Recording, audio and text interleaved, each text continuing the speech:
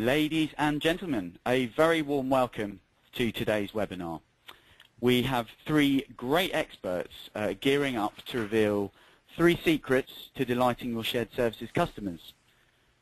I'm Matthew Gary Fisher, Head of Research at sharedserviceslink.com.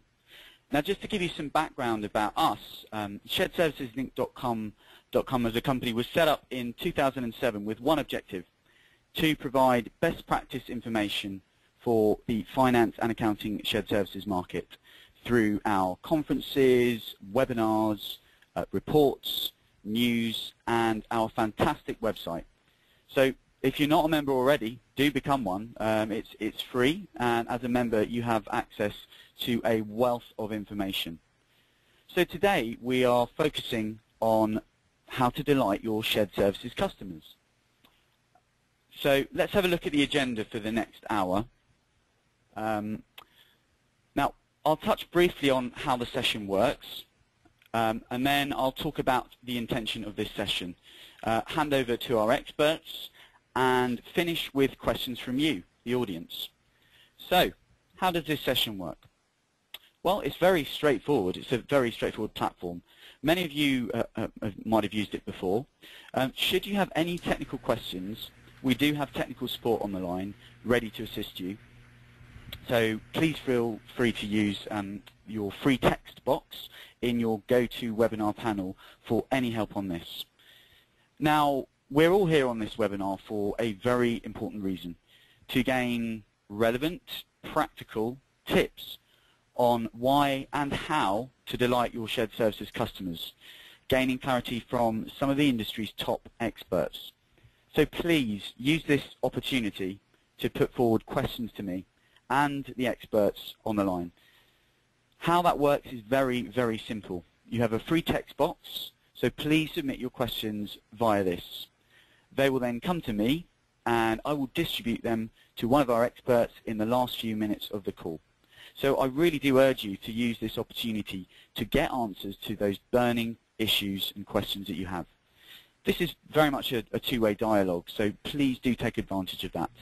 And the sooner you send your question to me, the more likely it will be asked. So, what's the intention of this session? Well, I mean, the research I've been doing over the last few months with many shared services directors has shown that cost reduction is always important. It's always on the front of mind of most finance and shared services leaders. But in the last few months, and particularly the last year, there's been a shift, an increased priority to deliver exceptional customer experience while adding value-added services. So a lot of shared services directors have had this change in priority, an increase in customer experience and delivery. But they've asked me, how do you deliver it?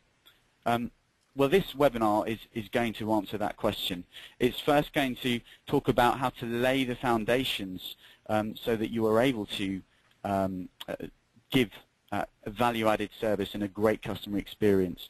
It'll then talk about identifying what value there is to chase and where to go in terms of adding value to your customers.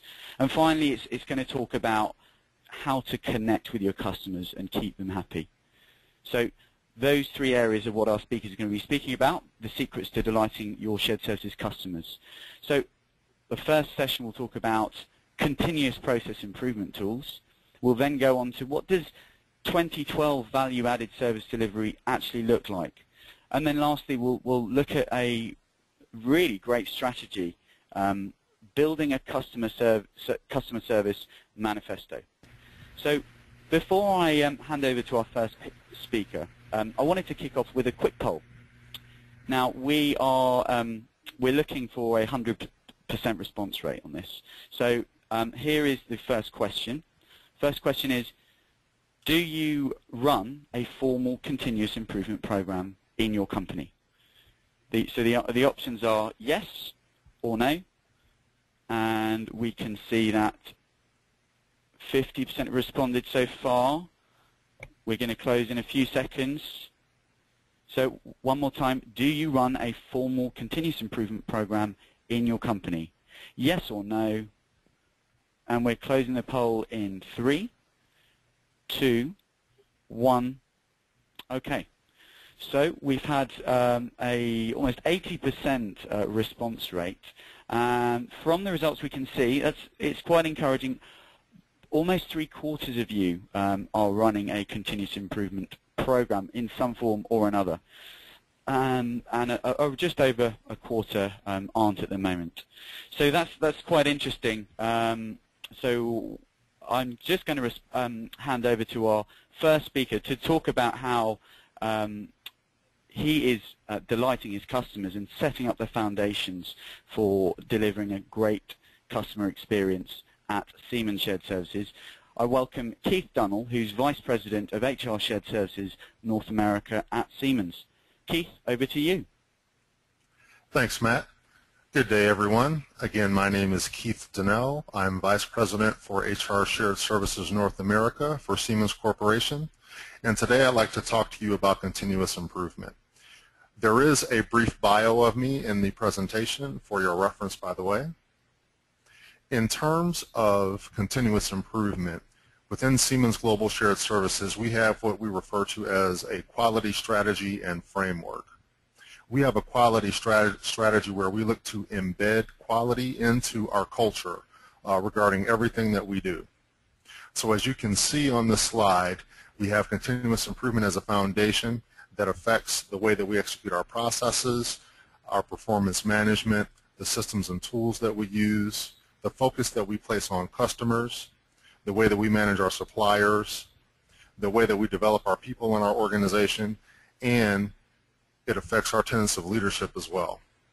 In terms of the way that we embed quality in the organization, we actually have a central quality team consisting of 4 individuals that act as subject matter experts within Siemens.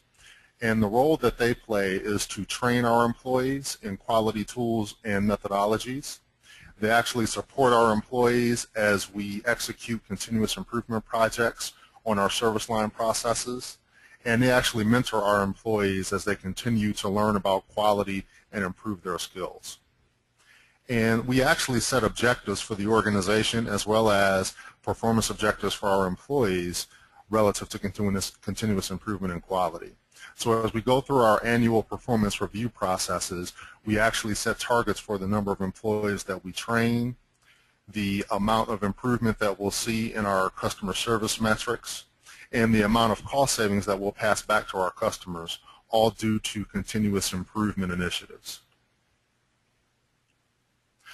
Moving on, we actually have a vision within Siemens Global Shared Services to be a world-class partner with world-class processes for our customers. And quality really plays a central role in how we plan to deliver on that goal. We actually use quality in terms of benchmarking, how we are performing versus external competitors. And quality really formulates a way that we measure ourselves in terms of developing into a world-class partner. Typically, when we implement a quality framework, it starts out at the improvement level in terms of looking at specific quantitative metrics and how we can improve those metrics over time in terms of service delivery. As we've improved quality in certain service lines within Siemens, we've started to focus more on external benchmarking, comparing our quality metrics and service metrics to other world-class quality providers. The goal is eventually to have quality be an enabler for us to become best in class in the service that we provide, and also to enable us to focus on innovation. Because once we've fully embedded quality in our organization, we can take the resources that currently spend time in doing rework and fixing problems and free those resources up to focus on innovation. And that's when we really develop the wow factor for our customers, because we're truly able to innovate because our operations are so stable due to our continuous improvement methodology.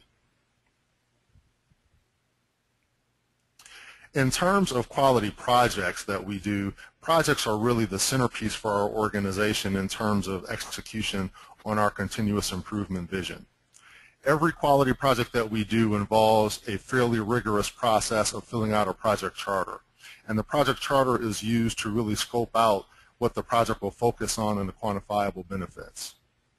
As you can see from the many pieces of the project charter document, it involves a significant amount of qualification and pre-work before we actually commence on executing the project.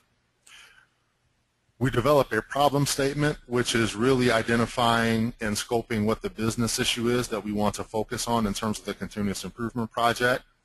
We also develop a business case, which involves some preliminary financials in terms of the cost impact that we hope to impact by executing the project. A goal statement in terms of the quantifiable metrics that we hope to achieve by implementing the continuous process improvement through the project. And then it's important to identify what's in scope and what's out of scope for the project as well. Critical to quality represents how we relate the process that we're focusing on with continuous improvement to what our customers consider most important in the services that we deliver to them. And then on the right, as you can see as part of our project charter, we also do a number of impact analyses. And this involves really assessing the risk that we have in being successful with the continuous improvement project. Finally, at the bottom, you'll see that there are a number of approvals that are required for every project, and this really involves getting the right level of leadership sponsorship for the project, identifying the service process owner, the individual who really owns the process that will be improved, identifying the subject matter expert from our central quality team who will coach the project leader in terms of implementing the project, and then of course the project leader being the employee that will be responsible for implementing the continuous improvement. Now I'd like to talk about an example of a quality improvement project that we implemented at Siemens using our quality methodology. This was a project that was focused in our relocation services space, and it involved payment of supplier invoices from our relocation services provider. As you can see, the project team consisted of a cross-functional group. It included a lead from our relocation services service line, the manager of our relocation services operation, the business analyst from our financial group, and a process specialist from our quality group, again, acting as a subject matter expert to provide expertise in terms of the continuous improvement methodology throughout the project, and then an individual from our procurement organization as well. The goal of the project was to reduce the number of hours that were being spent researching and identifying relocation invoices that had errors and therefore were ejected out of the payment process. The solutions that were implemented as a result of this project involved both monitoring invoices throughout the process so that if an issue was identified, it could quickly be acted upon to make sure the invoice was still processed in a timely manner, and also implementing some automation where we had manual processes in place which reduced our number of errors and enabled us to take cost out of our invoice processing cost. In terms of a little bit more detail on the project objective, it was to streamline the invoicing process, again removing a lot of the manual steps, defining the end-to-end process, and this is why we had a cross-functional team working on the project, so that we'd be able to make sure the invoice was processed once it came within our Siemens four walls in a timely manner. And again, we wanted the scope to extend cross-functionally so that whatever solutions that we implemented would affect every organizational body that touched the invoice during the process. The current process that we dealt with before we started the project was fairly manual. Our purchase orders had been created manually. There were multiple touch points in the process in terms of a lot of manual work that happened while the invoice was being processed. Once data errors were found or there were errors in the invoices would be blocked and would be held up in the process, and there was no visibility to see how long invoices were held up in the process. And then finally, invoices were kicked.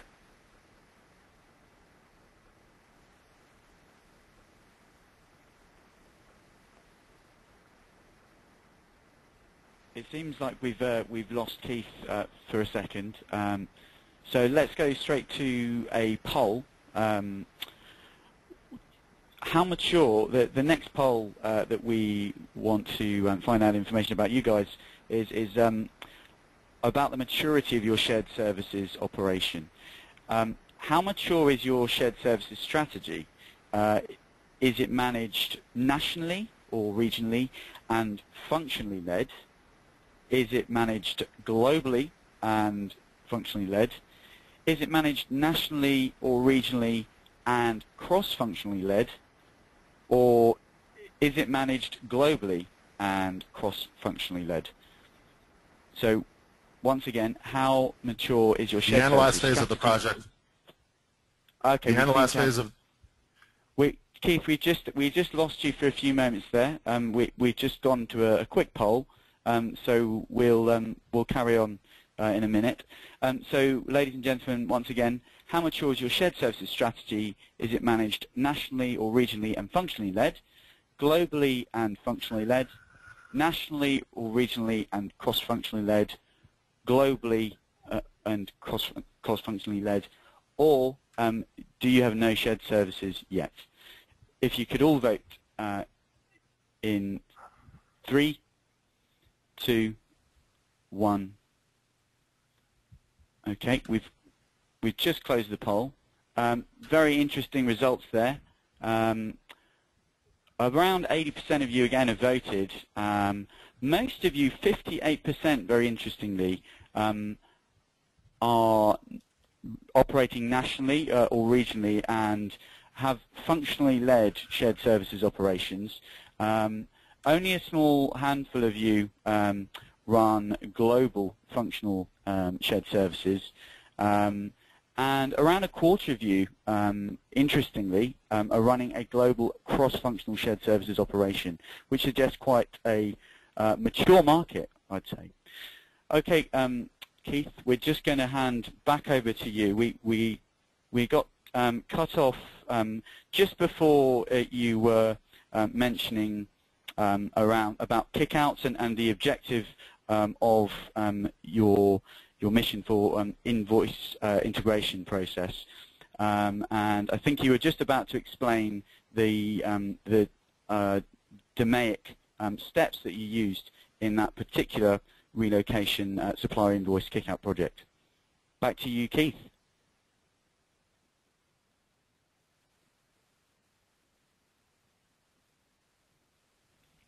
Hello, Keith. Can you hear me? Okay. We seem to have lost Keith there, so we will come back to him with to finish his key tips.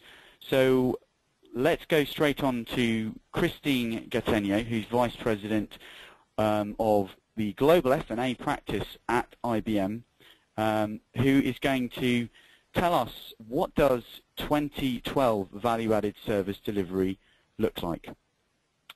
Christine, over to you. Thank you very much, Matt. Hello, everyone. What I'd like to do is give you a look. Enable audio controls. Please enter your audio PIN followed by the pound or hash sign. If you do not have a PIN, just press. Thank you.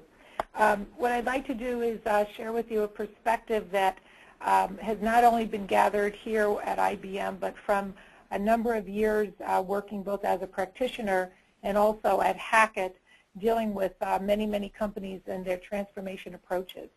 As you look at the model that is evolving over time, the question that Matt asked was quite intriguing to me to see the status of where many of the organizations are today.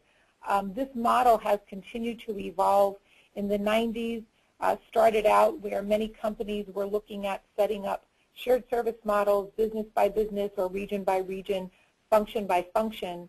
And as we have seen this model evolve, where many times C-level functions start to aggregate under the C-level executives. So, for example, finance reporting under the CFO, HR reporting under the chief HR officer, et cetera. We're starting to see where that has enabled organizations to manage a shared service strategy globally, but still by function. What we're seeing in the last few years is now that evolution that really helps the company start to focus on value, value that can come from cross-functional end-to-end processes. The emerging standalone organizations that now house multiple functions, finance, HR, procurement, IT, travel, etc., under a new standalone organization, we're seeing that as the next stage of value that they're able to deliver to the organization. One that has really helped them focus again on that end-to-end. However, I will tell you, as you look to start this journey or proceed on this from the status of where you are, there is a staging process. You can't skip the middle stage. Having a globally led function is quite important. Now, as you look at the path of transformation, there's typically been 3 stages, 3 parts of a transformation path. You know, the consolidation effort, doing things in fewer places, leveraging a global economy, very important. But the secret to success in shared services is all around process optimization that really takes an approach that starts to industrialize your processes. Think of your shared service organization as a transaction factory. Think of your shared services strategy as one that's a hybrid. It's one that manages the process and not only manages your scope, but if you choose to outsource, it's really managing the retained scope plus the outsourced scope so that you truly can look at the end-to-end process, that you can simplify, standardize, and now with new enabling technologies, if you don't have a consolidated ERP, there are new ways of putting technologies across all these ERPs that let you get access to aggregated data and starting to use that data to actually help to build analytics into the way that you're actually improving your processes. Now, this is very important, as you'll find on the next slide, because what happens is that there are a lot of things that organizations are doing, but what was most eye-opening in the last year or so, there was a study done by the research arm of IBM where they reached out to 1,900 different CFOs to find out what was really most important to them. But what was quite eye-opening was how they correlated their practices to bottom-line performance. And what this really started to show was that there are 7 key enablers that finance typically is working on that not only drives efficiency, drives cost savings, but these things will now set the stage to drive better effectiveness and also better ways to allow you to anticipate market changes and also respond. You'll see these enablers here on the left. They're all around common process and data standards that are very, very key and required to allow you to really drive using analytics, predictive analytics in your business. Now, these outcomes that enable not only better finance performance, but better bottom line performance, those are enabled by different things like having a global sourcing approach of how you can leverage global sourcing models, but also around process-led organizations. So if you think about the evolution again of the the global function organization or the globally integrated business services, they're still organized and managed as a process-led approach.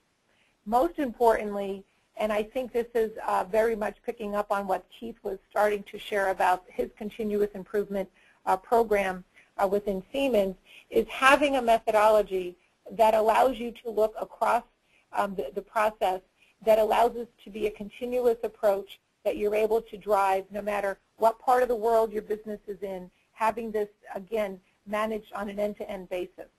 And then in addition to that, there are lots of new evolving analytic technologies and capabilities that we see companies building into how they actually execute the transactions.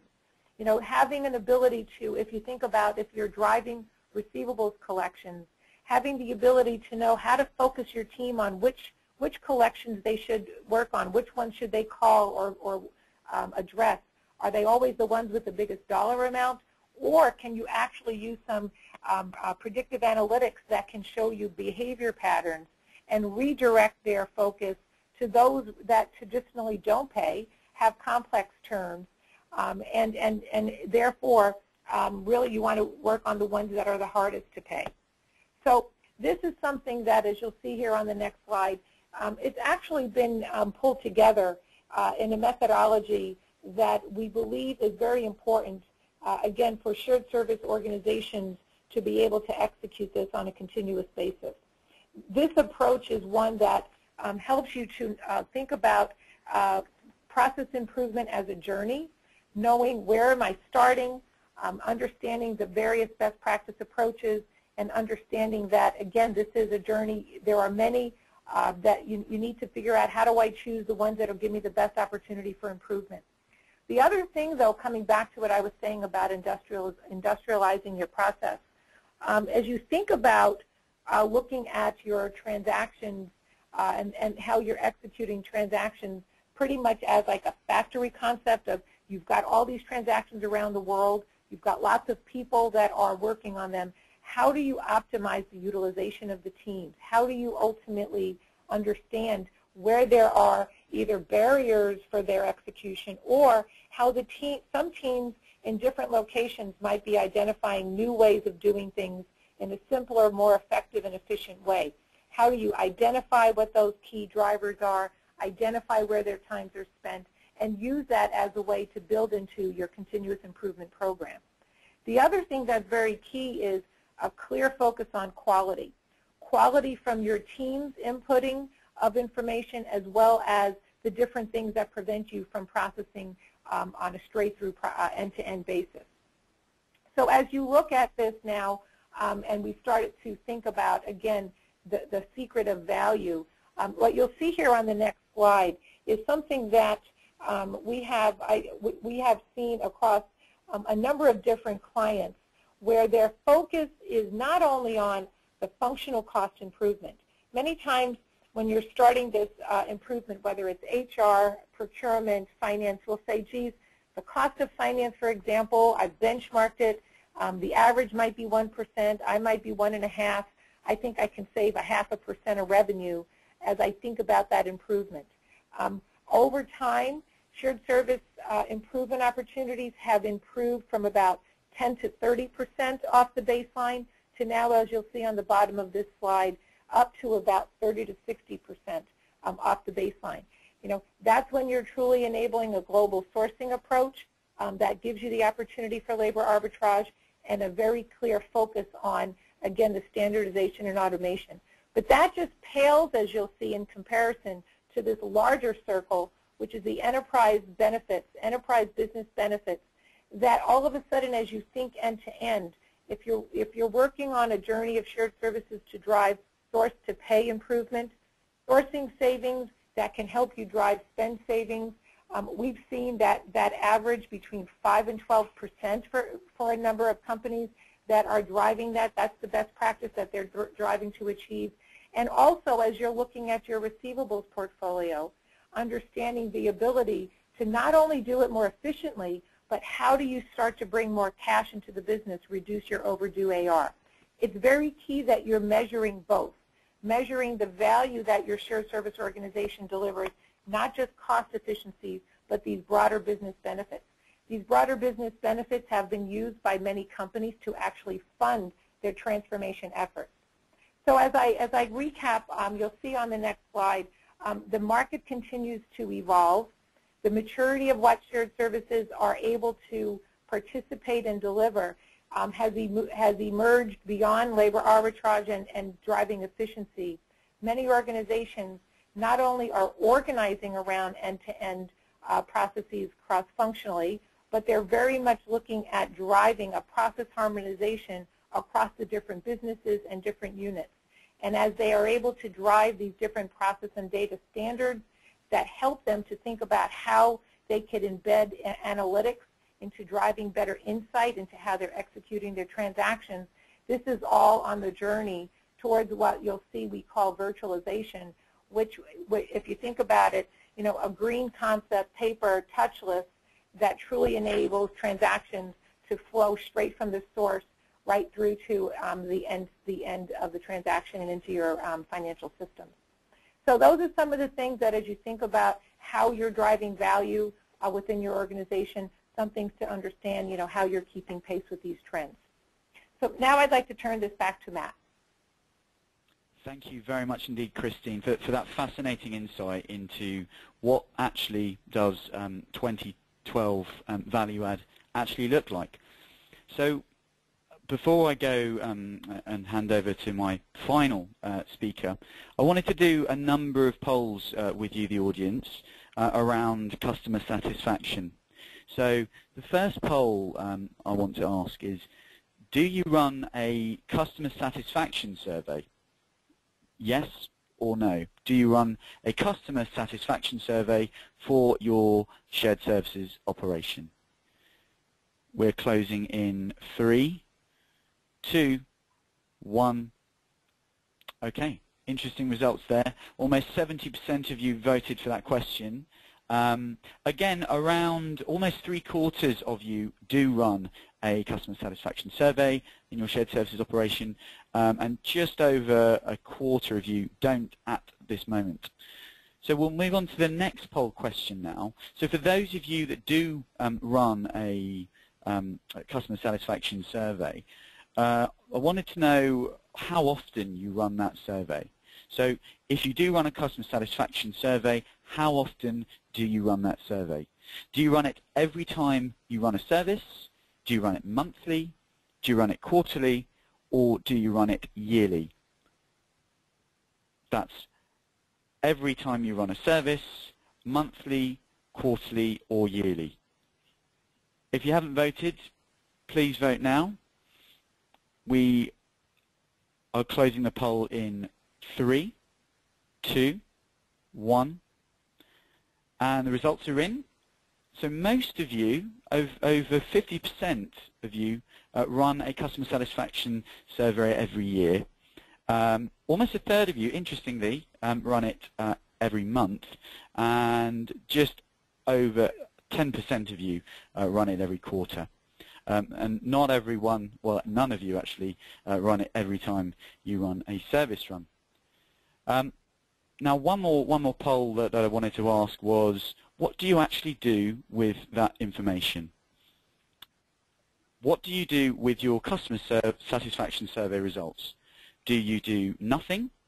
Do you do little with it? Or do you do a lot and act a lot on those results? So what do you do with your customer satisfaction survey results? Nothing, a little, or a lot with that information? I'd like you to vote now, please. And we've had almost 60% of you vote. And we're closing the poll in 3, 2, 1. Okay, so almost 60% of you voted for that one. Again, it looks as if most of you do lots with that information, with your customer satisfaction information, every time you run a customer satisfaction survey. So the final question before we move on is, I just wanted to ask it to you and wanted you to send in your comments on this one. What do you think your customers? What do your customers think they do? Think you do with your customer satisfaction survey results?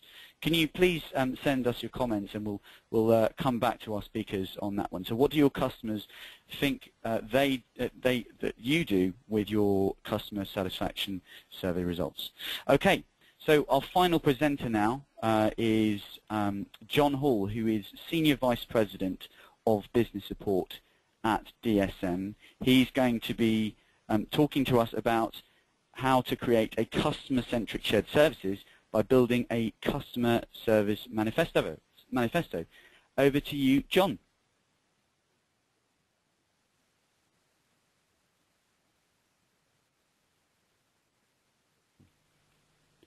Hello, John. Can you hear me?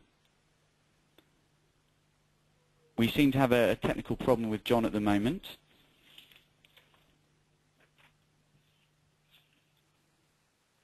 Okay. John, can you hear me?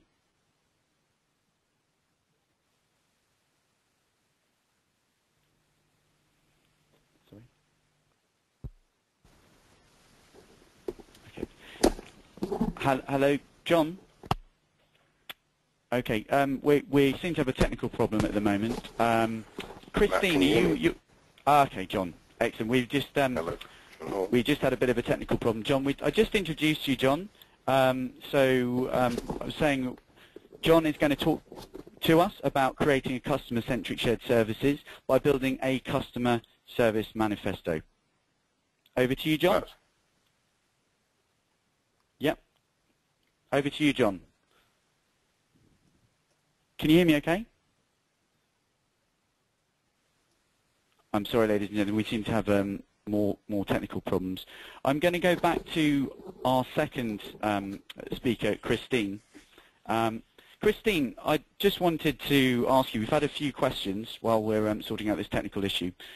Why do you think only 25% of the shared services operations are cross-functional and global, and why not more from that interesting survey result? Okay, well, when I think about, again, the prerequisites to be able to do this cross-functionally and globally, number one, the organizations that have not set up a global functional organization first, that is a prerequisite for this being able to be successful.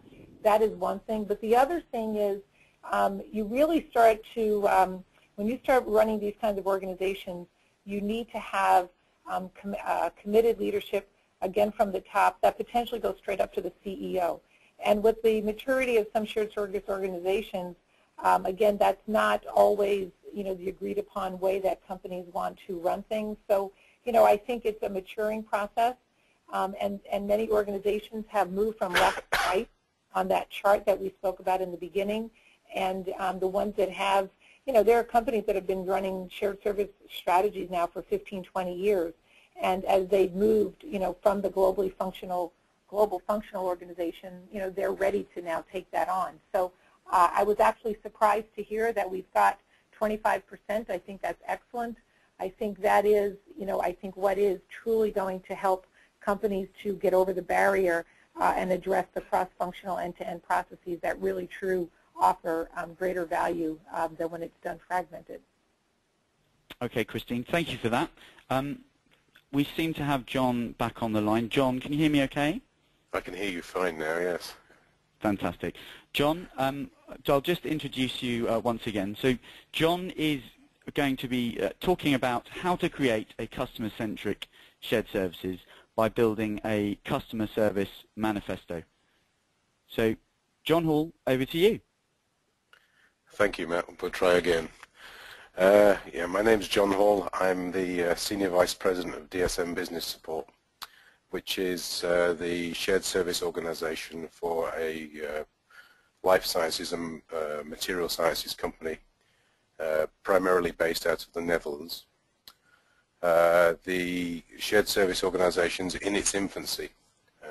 I inherited a couple of shared service organizations when I first arrived here, which were for finance and for HR. And what we've basically been doing is to actually work out what the global strategy is, and we're gradually working our way in towards that strategy, which sort of is consistent, as you'll see on the second slide, with my history of doing accounting, IT, etc. Moving into the market, into the Dutch market particularly, with a shared service organisation, created some challenges.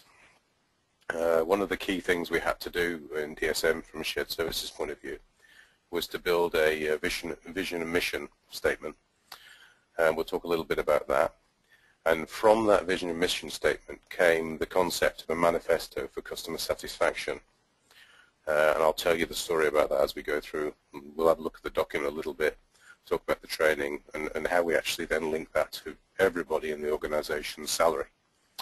And then finally we'll talk about the continuous improvement of the customer satisfaction side of things. So mission and vision, the mission and vision. The vision side of it was to be the best partner for all DSM units. I run one of 4 different shared service organizations in DSM globally. I look after the finance and the HR elements. There is an IT organization, there is a sourcing organization, and there is an organization that runs centers of excellence. So not only have we got challenged from the external world to be the best partner, we've got a lot of internal challenge in terms of the way other people run their shared service organizations. Key thing, I think Christine talked about it when she was talking about becoming a factory, really making sure that you're actually delivering the basic things very, very well, so that the customer can get on doing their core activities, literally by delivering them good quality, value-adding support wherever you possibly can. Try and suggest things that are going to save them money, give them opportunities, etc. So that's basically what our mission and vision was. The story continues.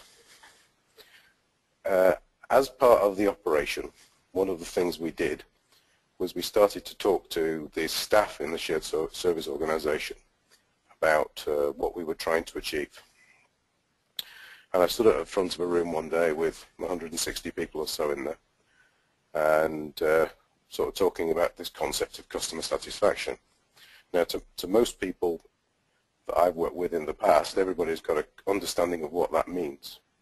But about 10 to 15 minutes into talking to the group, one of the very bold people in the room sort of interrupted me and said, "John, what is customer satisfaction? How do you do it?" Which was quite a striking question. A little surprising, but when you actually think about the culture, you actually quite often don't find customer satisfaction as one of the drivers of any business. So we actually then sat down and said, okay, can you explain what made you feel good when you ever bought a product or a service? What really made you feel, wow, that was good? And everybody started talking in the room. And then he said, okay, well, what about the situations and times when you felt really bad after you bought a product? So the product wasn't really bad, but the service and things that went around it, you actually thought, oh, that was terrible, I'm never going back there. And the noise in the room went very, very loud. And as we got through understanding what people had been talking about in that little 20-minute break, we actually found out something very interesting, that the personal values in customer satisfaction are really heavily linked. So we had people whose initial thought process of something that was fantastically high for them was lower than some of the sort of lowest ones for other people. And it was all to do about how people's values were set up and exactly what they thought customer satisfaction was. The outcome of this was the document you saw on the previous slide, which was the manifesto for customer satisfaction for DSM. What we actually did was we actually tried to describe initially for our people what we were talking about in terms of what we were trying to achieve in the shared services organization in the company. And the document contains wonderful quotes such as, don't open a shop unless you're willing to smile. But basically what we tried to do was to lay out what we were trying to achieve so they understood it. We then backed that up with a training program that every one of them went through. And after we finished all the training, all of that sort of stuff, and continued to talk to them about it for about 6 months, what we then did was actually release the manifesto to the customer base. And so we actually tried to align the customer base in terms of what we were trying to achieve with the people, and to make sure that the definitions of understanding were at the same level. So some people were not using their own value set. And then last but not least, just to make sure that our staff understood that we were very serious about it, what we actually did was we attached the customer satisfaction measurement, which we do annually, to an annual bonus. We set that annual bonus at 70% satisfaction, based on the information that we had from various people, including Hackett and the Amherst group. And those guys, we basically sat down and said, okay, 70% is a good place to be. So we then linked our staff's bonus to the 70%. So moving on to the final slide, what we saw was some very interesting customer satisfaction things coming out, because as we actually developed it, our first year of having this in place, which was 3 years ago now, we failed to achieve the customer satisfaction result. And in the company that did extremely well, the shared service organization in finance and HR was the only organization not to pay a bonus, which was greeted with some interesting responses, because people were used to having that as a standard thing. what happened out of that is we actually started to think about the continuous improvements of how we made it more relevant to everybody, rather than just having a one DBS for HR and for finance and for our IT support organization, having just one target. What we started to try to do here was we said, okay, you harmonize the target at 70% for the total group, but if you've exceeded 70%, one of my groups last year got 78%, they have to maintain that number, because if you've achieved a number, going backwards in it is not something we're going to allow. So what we then did was we took the bonus payment and we split the bonus payment between the 70% for the total of the shared service organization, but also then into a target for each of the sub-departments. So our HR Business Support Center got one target, our finance organization doing the debits and credit stuff got another one, and our cash collections organization got a third one. So, but they were all based on what they'd achieved the previous year, the total of which still adds up to the 70%. And that's what we've actually seen. So the groups that have done very well have tried to help the groups that have done less well, because everybody's got the same real incentive in terms of their pocket. People have really got into the concept of customer satisfaction. We have seen, as we've actually developed the targets, that they wanted to be involved in how we actually calculate the targets, what the logic was, how we got there. They've been very interested in how they can respond, not just the leadership of the organization, to the complaints and the questions from the customers. So every time we get a score of 1 or 2 out of 5, we absolutely guarantee we'll pick a phone up and talk to the customer if they've said they want to talk to us in the survey, if they're willing to talk to us. So we'll actually call people up, talk to them, understand the problem better. The other interesting and exciting thing is that was 3 years ago. As we've moved forward, we've got more global. We've now got a center open in Hyderabad in India. The manifesto has gone down really well because, again, there's a cultural difference between what the Indians expect in terms of customer service, what the Dutch expect, and what some of the other people we work with expect. So again, the manifesto has come in really useful as we've actually started to build that center. Last but by no means least, what we've actually started is actually to do the promotion as a leadership team. So it started off with me talking about it. Now, if you walk into any of our discussions, walk into one of our service meetings, we're actually talking about the customer satisfaction element. I think initially because it was a significant enough amount of money for people to notice it in their pay packet and their bonuses, but also it's become the normal thing to do. It's normal for somebody, if they hear somebody make some comment or complaint about the services we're providing, to actually pick that up, even if it's not their responsibility directly, and bring it back into the organization and say, I heard this from such and such, and then we can actually get the right person on it to try to get it fixed. So it's we have to, as a leader, we have to, as people, actually pick some of these things up, run with them, deal with it, and really, really believe in it. I think that's the strongest thing that we've learned overall. So. Okay. Thank you, John, for that fascinating insight. And thanks to all 3 of our experts for sharing some real practical tips on how to delight your shared services customers. Now, before I go into questions from the audience, and we've got quite a few here, I thought I'd share something very special with you. Now, if you like what you experienced today and you want to examine in detail other strategic shared services issues, hear in-depth presentations and interactive discussions as well from the likes of Keith Dunnell from Siemens and other shared services leaders, then I do urge you to attend our Dallas event on October 10th to the 12th. So what's our special offer for you today, our webinar audience?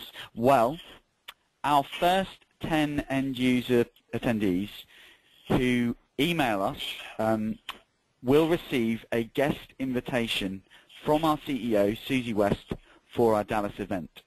All you have to do is email us at register@sharedserviceslink.com. That's register@sharedserviceslink.com. Leave your name and your contact details, and we will get back to you. And the first 10 emails we receive today will get a guest pass invitation from our CEO, Susie West, worth $1,999. And if you want to find out more about that event, download the full brochure by visiting our website, or you can contact us using the details on the last slide. So now it's question time, and our first question is for you, John. John, why did you have so much of a focus on customer satisfaction when so many shared services operations are focusing on cost?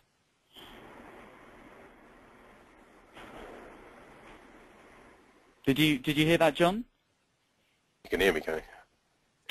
Yeah, I heard you fine. I wasn't sure you could hear me back. Why? Well, I actually believe that there are three elements to a shared service in terms of things I can influence. One of them is quality, the other is cost, and the other is speed. And when I actually spent time talking to my customers internally when I first arrived in the company, they were talking more about the reliability and the speed of the process and the quality of the process rather than the cost of the process. DSM is doing reasonably well, let's put it that way. So really being able to deliver a real quality service was a much more important thing to the corporation and to the customers than to reduce cost. Over time that has changed. We've moved much more into a cost control mode and a cost reduction mode these days. But that was really what it was about. Okay. Another question for you, John. I guess a follow-up from that question.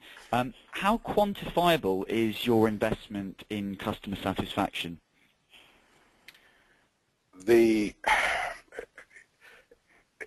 It's not directly. What I would say is what we've seen is a major reduction in the turnover of our staff, especially in the contact centers.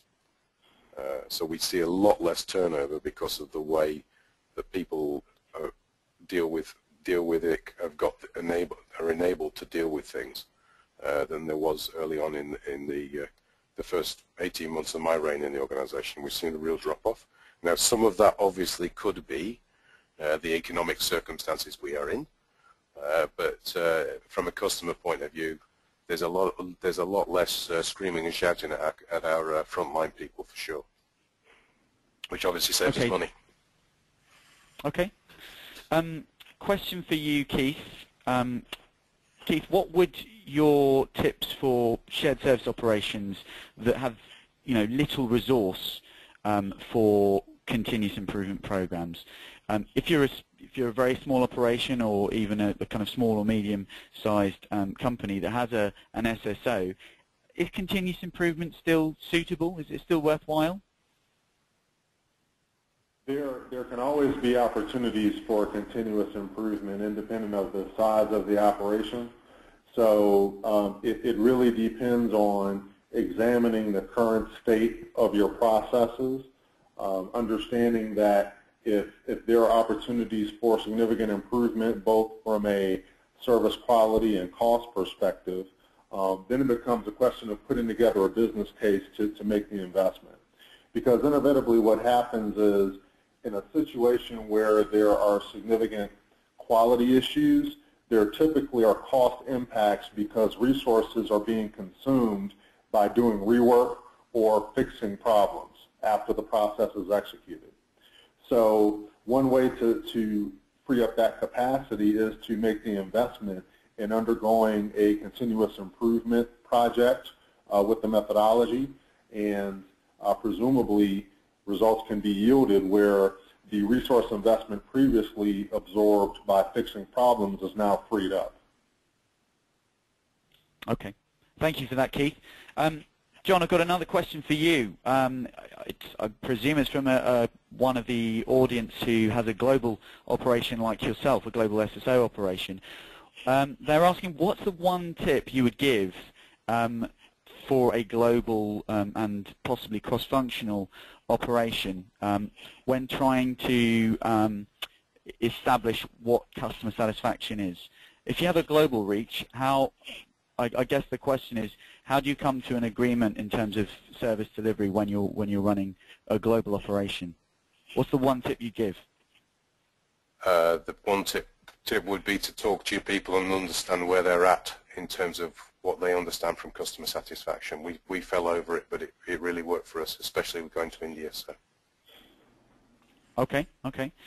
Christine, I've got a question for you as well. What will value-add shared service operations look like in 5 years?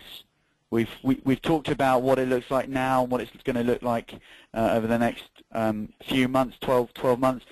What do you think it's going to look like in 5 years' time? I think the adoption of more of the global, I would say, sourcing models, we're seeing that continuously grow. We're seeing industries, for example, where there's been a slow path towards either setting up shared services or even considering globalization models. And we're seeing that grow, for example, in banking and in insurance, as well as in pharma and consumer products companies. And so, 5 years from now, I see a much broader leverage of the global model. And the other thing I also see is a much higher increase in the hybrid model that actually aggregates both an outsourcing and internal shared service strategy. Okay. Thanks for that, Christine. Just time for one more question. It's another question, I think, for you, John. Besides surveys, how do other shared services operations measure customer satisfaction? So what other tools are there to measure customer satisfaction, besides surveys? John? The biggest one I've seen is actually being able to go and sit down and talk to the customer with a questionnaire. So you usually take two people into the customer conversations. One records what the customer is saying, and the other one does the conversation. So that's the other big one I've seen. Okay, thanks for that, John. Okay, well, we've run out of time for more questions, I'm afraid. I'd really like to thank all of my panelists, really incredible thought leaders, for sharing their insight today. So once again, we've had a flurry of emails for the guest tickets for the Dallas event. I hope you can join me and some of the other shared services leaders there, like Keith, in Dallas for what promises to be an incredible 2 or 3 days of idea sharing for shared services leaders. So see you in October. That's all for me, and goodbye.